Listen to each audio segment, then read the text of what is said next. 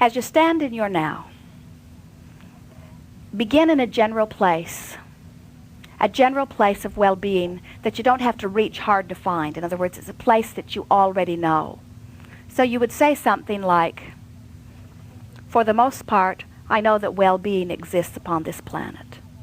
If I could chart all of the people who have lived over the last 1,000 years and somehow make a little tick mark for every hour they lived in wellness, and then I could chart all of the people who have lived over the last 1,000 years, and I could make a little tick mark for any hour that they lived in sickness.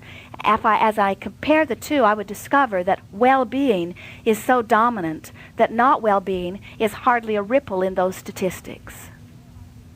As I behold this planet spinning in its orbit in perfect proximity to other planets, isn't that remarkable? Aren't you just amazed at the stability of this mass? When I think about the tomato that I eat for lunch today, and I realize that its ancestors have been present on the planet for eons, and somehow, even though my garden sort of comes and goes, the Earth's garden remains constant. In other words, there is never a time when all of the seeds are gone. The seas remain full. The air recycles and remains pure. In other words, the abundance of well-being is remarkable. Isn't it interesting? My own body started out as a little blob that if you looked on a microscope you could not even see. And somehow that cell, those cells, had knowledge within them that attracted life force that creates a human being of perfection.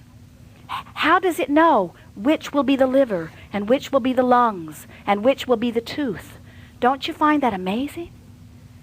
Even as I lie in my bed at night, isn't it remarkable that I don't consciously keep my blood flowing? That somehow the cells of my body know what they're doing, and the life force of well-being flows to them. The well-being is so enormous. Why do I ever seek out some little pocket of someone who, for whatever reason that I cannot begin to understand, has held themselves in a vibration that doesn't allow the well-being? Why would I ever look at that and amplify that and feel that now I must take the same position of pushing against? Well-being abounds. Now, as you listen to us here, your cork floats, doesn't it? In other words, you can feel you are vibrationally up to speed with who you really are. And having spent even that little bit of time, a minute or two or three, feeling the vibration that is in harmony with source energy, now next time you have a thought that's not a vibrational match with the energy of well-being, you're going to feel it. In other words, it will stick out like a sore thumb. And when it does, think about the Marshmallow Man. In other words, when it does, rather than going with it. Someone said to us the other day, Abraham, why is it that the negative thought seems so much bigger? What? She said, I know what I want, and yet I keep thinking about what I do not want. How is this? Why is the negative so much more dominant? And we say, it isn't. It's much less dominant. But what happens is, as you achieve vibrational harmony with it, then as that is the vibration that you are accustomed to offering, then that's the vibration that is shown to you everywhere you go. You get the sense of it? I want to give you a new phrase. I will set my own tone.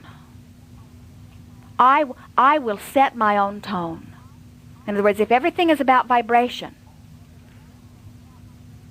then why not feel around until my cork really floats and stay there 17 seconds, 34 seconds, 51 seconds, 68 seconds until I'm really in vibrational sync with that high, fast frequency, and then step out into my day. And once I've achieved my connection with my source energy, everywhere I go, I will set the tone. Do you know that one who is connected to core energy is more powerful than 1,000,000 who are not? And so as you set the tone, everywhere you go, you become unaffected by those who are vibrationally different from you.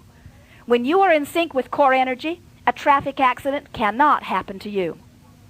You could not go to a place where an earthquake was about to happen, or a bomb was about to explode, or an airplane was about to go down. You could not find yourself there because vibrationally you are different from that. In other words, the two cannot come together. Not because you're guarded, and not because you've protected yourself well, and not because the government has put up the barricades, and not because those things that beep when you go through the airport are keeping you safe. None of that. But because you have set a vibrational tone, that means you only can gravitate to, and things only can gravitate to you that are a vibrational match to the well-being that is the signal that you are offering. You get the sense of this? Oh, it is so liberating. You see, as long as you believe that there are things out there like earthquakes or volcanoes or bombs or bad things that can get you, then you live a life of guardedness where you are retreating further and further and further into darker and more remote, isolated corners. And every step backward you take, the more you resent those that are out there that are driving you from your freedom. But when you discover it is about setting your tone, now you are liberated. Now you can go anywhere. Anywhere that is a vibrational match to who you really are. And as you move through your cities, as you move through your airports, as you move through your hotels, as you move, sounds like walking around with Jerry and Esther, doesn't it? As you are moving through life experience, only that which is in vibrational harmony with the well-being that you are now emitting can come to you.